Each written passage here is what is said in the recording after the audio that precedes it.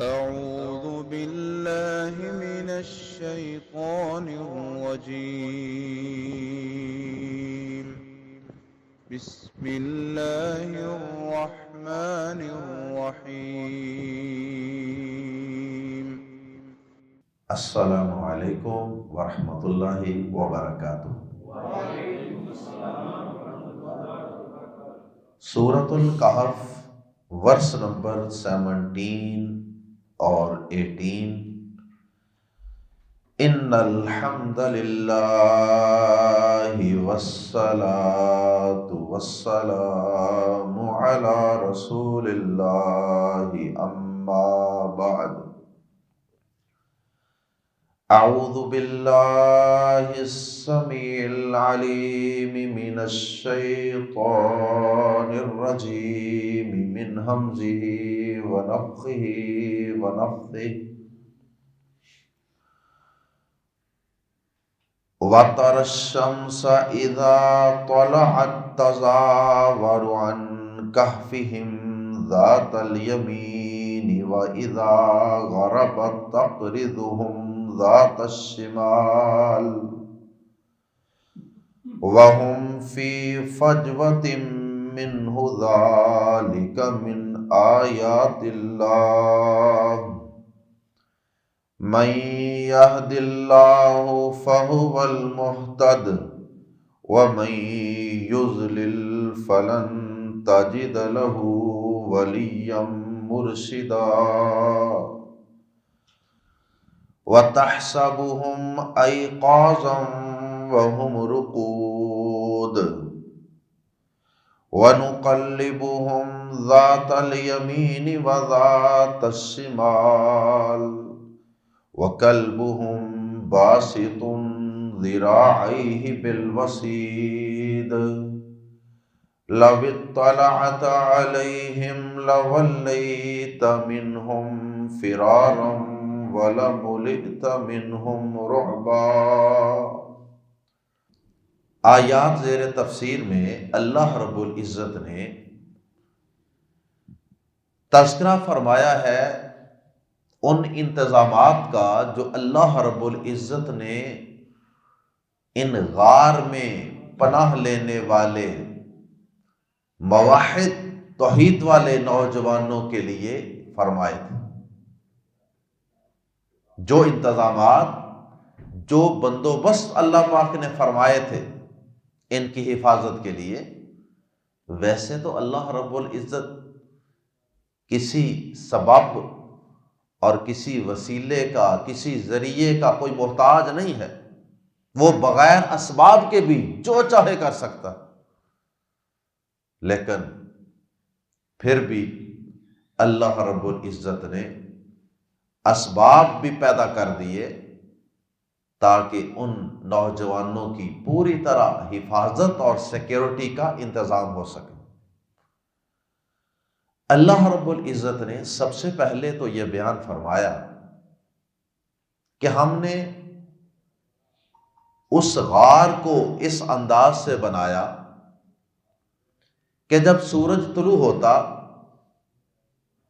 تو غار کا منہ تھا شمال کی طرف، غار کا منہ شمال کی طرف تھا، تو جب سورج اس طرح طلوع ہوتا تو وہ یوں فرض کر لیجئے، چونکہ میرا منہ جنوب کی طرف ہے لیکن میں آپ کو سمجھانے کے لیے غار کا منہ جنوب کی طرف کر رہا ہوں۔ اب یہ غار ہے اور اس کا منہ ادھر ہے۔ جب سورج طلوع ہوتا تو اس کی ایک سائیڈ پہ، اس کے کنارے پہ ایک سائیڈ پہ اس کی کچھ شعاعیں پڑتی، اور جب وہ سورج اوپر، بالکل اوپر سر پہ آتا، جب وہ پورے جوبن پہ ہوتا تو اس وقت وہ ان کے سر کے اوپر ہوتا، لہٰذا اس غار کے اندر سورج کی زیادہ دھوپ نہیں جاتی، ڈائریکٹ اس کی ریز اور شعاعیں اس کے اندر داخل نہیں ہوتی۔ اور اسی طرح جب وہ غروب ہوتا تو اس طرح جب غروب ہوتا تو تھوڑا سا کنارے کے اوپر ہلکی سی شعاعیں اس کی پڑتی، لیکن ڈائریکٹ اس غار کے اندر سورج کی دھوپ نہیں جاتی تھی۔ یہ اللہ رب العزت نے انتظام اور بندوبست فرمایا تھا۔ اللہ رب العزت نے یہ انتظام فرمایا۔ اب اس انتظام کی دو صورتیں ہیں، دونوں ہی قرآن مجید کی آیت کی روشنی میں مراد ہو سکتی ہیں۔ ایک صورت تو یہ ہے کہ اللہ پاک نے وہ غار جب پیدا فرمایا تو اللہ پاک کو تو اس وقت بھی علم تھا کہ یہاں میرے کچھ بندے توحید والے، ایمان والے، وہ یہاں پناہ لیں گے۔ اللہ پاک نے سورج کو پیدا کیا، مشرق کا، مغرب کا، سورج کا، دھوپ کا، شعاؤں کا، پہاڑوں کا، پتھروں کا، غاروں کا، سب چیز کا پیدا کرنے والا تو اللہ ہے۔ تو اللہ پاک نے یا تو اسی وقت ہی اس غار کا محل وقوع اور اس کی لوکیشن ایسی بنا دی کہ سورج کی دھوپ ڈائریکٹ غار کے اندر جا کر ان کو نقصان نہ پہنچا سکے، اور زیادہ روشنی کی وجہ سے وہ کسی دیکھنے والے کو نظر بھی نہ آ سکے، اور ہلکی پھلکی دھوپ اندر ان کی حفاظت کے لیے ضروری ہے، ان کو بوسیدہ ہونے سے، گلنے سڑنے سے بچانے کے لیے ضروری ہے، وہ ہلکی پھلکی دھوپ اندر جائے بھی۔ تو یا تو اللہ پاک نے ان چیزوں کو پیدا کرتے وقت ہی ایسا بندوبست فرمایا ہوا تھا، یا پھر دوسرا مطلب اس کا یہ بھی ہو سکتا ہے کہ اللہ پاک نے غار تو جس جگہ ہے تھی وہیں تھی، لیکن اللہ پاک نے جب اصحاب کہف اندر چلے گئے تو اللہ پاک نے سورج کی جو اس کا سورج کا رستہ ہے، اللہ پاک نے اس کے اندر تھوڑی بہت تبدیلی کر دی تاکہ سورج کی ڈائریکٹ دھوپ، زیادہ تیز دھوپ غار کے اندر داخل نہ ہو سکے، اور ہلکی پھلکی دھوپ جائے بھی۔ جتنی روشنی کی، جتنی دھوپ کی ضرورت تھی اتنی اللہ پاک نے رہنے دی، اور اس سے زائد اللہ پاک نے اندر داخل نہیں ہونے دی۔ اور اس بندوبست کے لیے اللہ پاک نے سورج کی پوزیشن کو کچھ چینج کیا۔ وَكَانَ ذَلِكَ عَلَى اللَّهِ يَسِيرًا، اور اللہ پاک پر یہ کام کوئی مشکل ہے بھلا؟ اللہ پاک نے ایک پیغمبر کے لیے اور ایک پیغمبر کی نماز عصر کے لیے سورج کو روک بھی دیا۔ اللہ اکبر۔ تو اللہ پاک کے لیے کوئی مشکل نہیں، یا اس نے غار ہی ایسا پیدا کیا، ایسی اس کی لوکیشن اور محل وقوع، یا اس نے سورج کی جو اس کے آربٹ ہے، جو اس کا مدار ہے، رستہ ہے، اس کے اندر کچھ تبدیلی کر دی۔ اس کے بعد اللہ پاک نے ایک بندوبست یہ بھی فرمایا کہ اصحاب کہف کے ساتھ ایک کتا بھی بھیجا تھا۔ وہ کتا، وہ ڈاگ، وہ اس غار کے دہانے پر، اس کے دروازے پہ بیٹھا ہوا تھا، تاکہ اگر کوئی آئے بھی تو وہ اس کو وہیں سے دیکھ کر ہی وہیں سے بھاگ جائے کہ نہ بھائی ادھر جانے کا نہیں سوچنا۔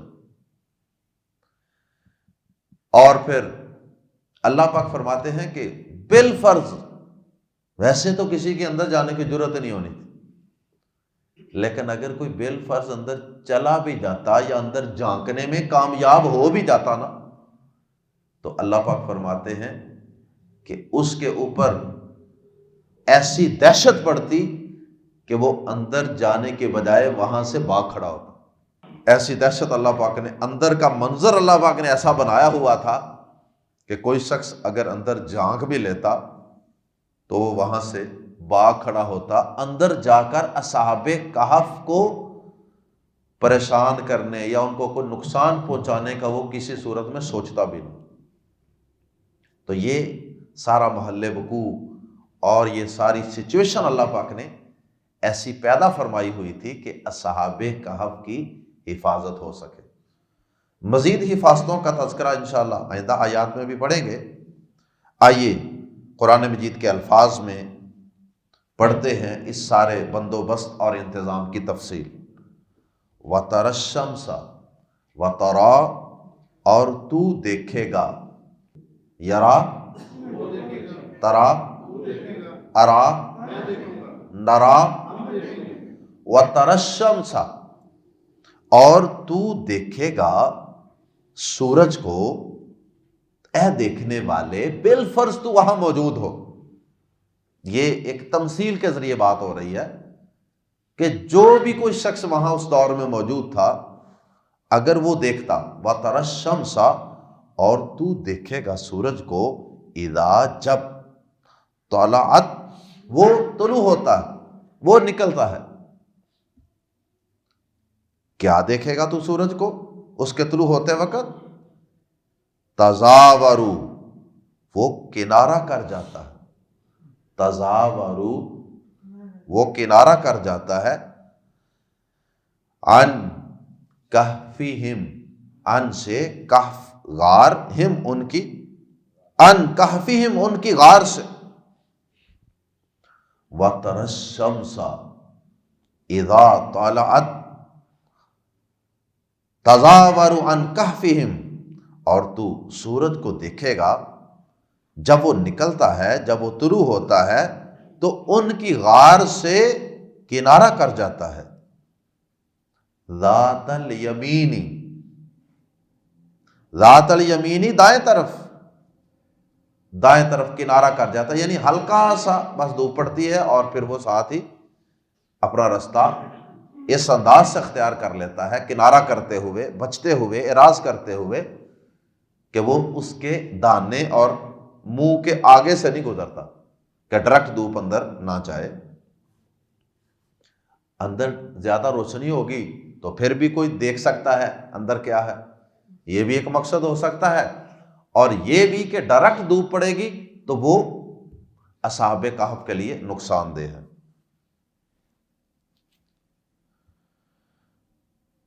وہم، اور وہ، اور واؤ کا یہاں ترجمہ حالانکہ بھی کر سکتے ہیں، یا اس حال میں، واؤ اور ہم وہ، وَإِذَا، اور جب، غربت، غروب ہوتا ہے، اور جب غروب ہوتا ہے یعنی سورج، تقرضو، تو کترا جاتا ہے، تقرضو، کترا جاتا ہے۔ الفاظ الگ الگ استعمال کیے ہیں، پہلے تھا تزاورو اور اب ہے تقرضو، تو یہ دونوں الفاظ معنی کے لحاظ سے قریب قریب ہی ہیں، کیونکہ عربی زبان بڑی فصاحت و بلاغت والی اور بڑی جامع قسم کی زبان ہے، ایک ایک کام کے لیے کئی کئی الفاظ ہیں، ان میں تھوڑا تھوڑا فرق ہوتا ہے۔ وَإِذَا، اور جب، غربت، غروب ہوتا ہے یعنی سورج، تقرضو، کترا جاتا ہے، ہم ان سے، ذات الشمال، بائیں طرف کو۔ ایک تو شمال سمت ہے نا، ڈائریکشن ہے، اور ایک شمال کا معنی طرف بھی ہوتی ہے، بائیں طرف، بائیں طرف کو بھی شمال کہتے ہیں۔ وہم، اور وہ، فی، میں، فجوتن، کھلی جگہ، کشادہ جگہ میں، منہو، اس کی، کس کی؟ غار کی، منہو میں ہو سے مراد کہف، غار، وہم فی فجوت منہو،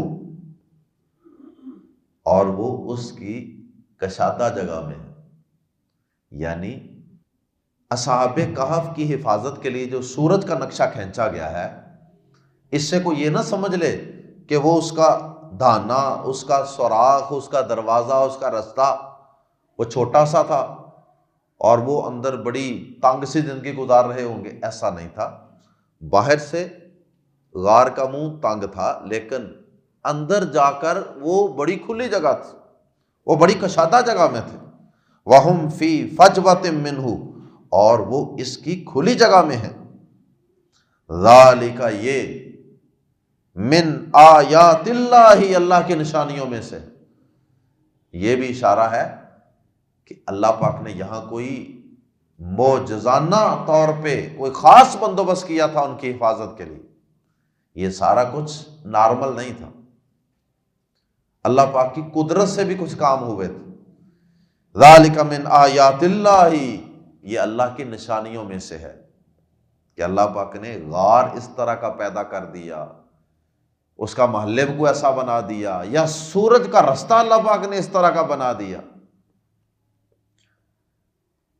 ہم ڈمر سے پنکھے کی سپیڈ جیسے کم زیادہ کر لیتے ہیں، بلکہ اب تو یہ جو لائٹیں ہیں، ان لائٹوں کے اندر بھی سپیڈ کم زیادہ ہو جاتی ہے۔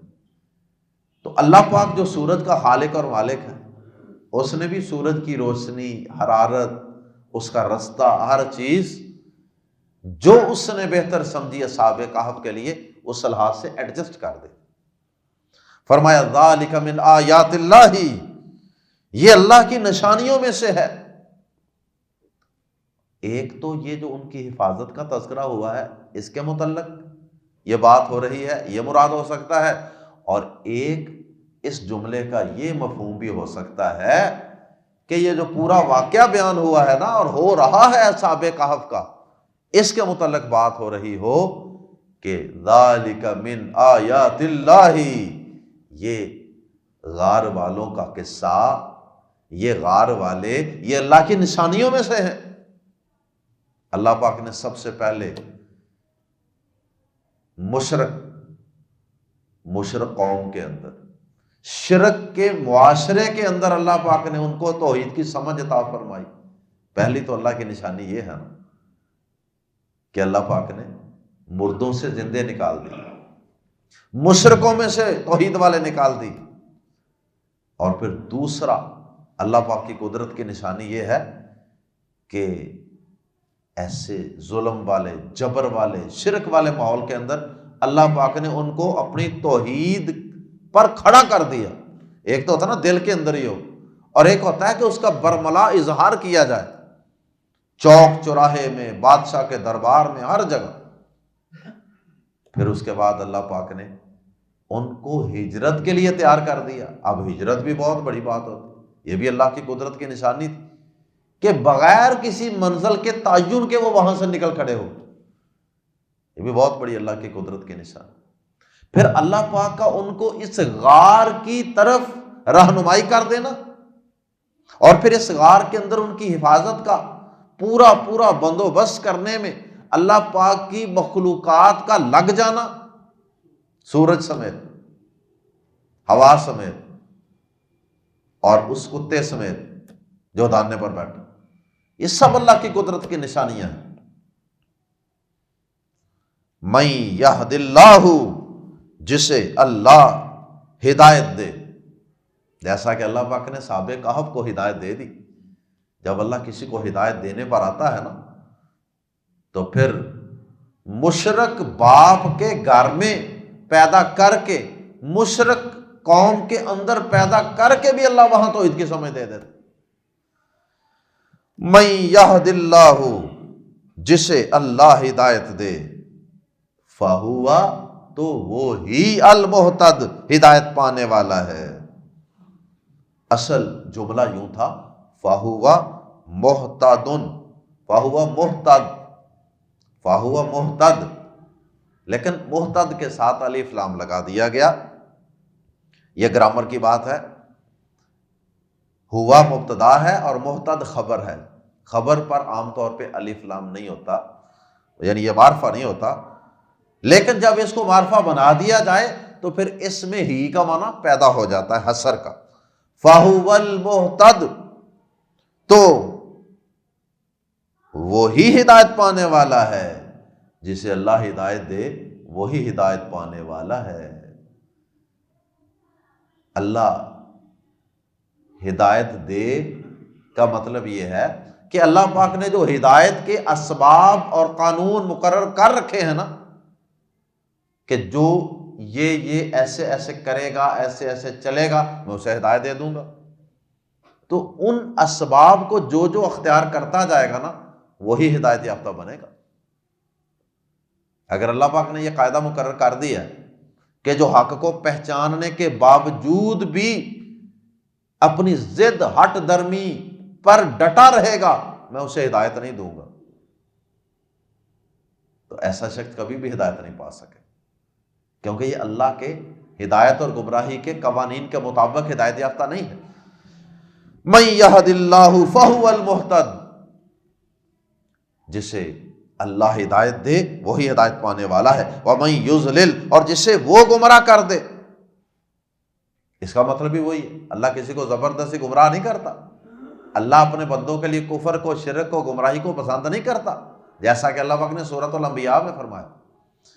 تو اس سے بھی مراد وہی ہے کہ جو اللہ پاک کی گمراہی کے اسباب کو اختیار کرے گا تو پھر وہ گمراہی ہوگا، پھر اسے کوئی دنیا کی طاقت ہدایت نہیں دے سکتی۔